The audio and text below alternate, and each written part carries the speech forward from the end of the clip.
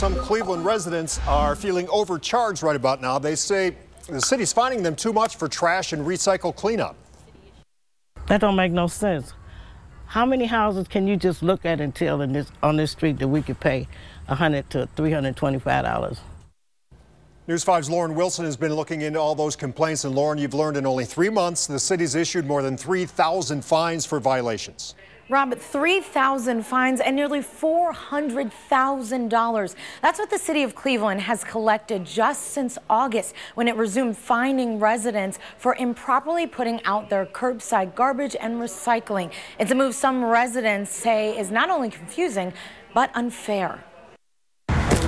Now, they know in this neighborhood we don't have no $125 to $325 to pay for no recyclable and not recyclable cans. She told me making ends meet is hard enough, but... So I called myself doing the right thing, put the cans and plates and papers and stuff in there. She found out that wasn't enough because she didn't put the recyclable items out on the correct day and in the exact way the city demands. She was fined. Why they can't have a council meeting or something and sit down and really explain to us what's recyclable and what's not recyclable?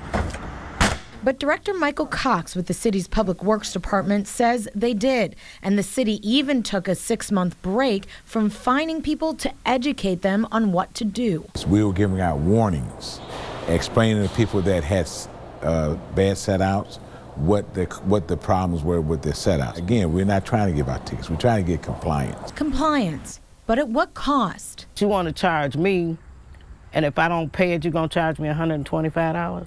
If residents' curbside recyclables and garbage are not prepped in the front yard based on the city's standards, they could face anywhere from $100 to $350 in fines. That don't make no sense. And after 20 days, if the fine isn't paid, it's increased by $20 and then $40. So far, only 14% of residents who have been cited have actually paid their fines. 3,000 fines and over almost $400,000 in citations in those fines. Does that sound a bit steep to you for just 3 months? Well, let me say this. We pick up 30,000 households a week.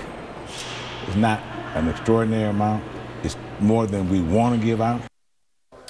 Director Cox said the city is currently working with a system that is pinpointing certain neighborhoods where people are getting fined the most. He says that at the start of the year, they're going to go back to those areas and resend those criteria notices.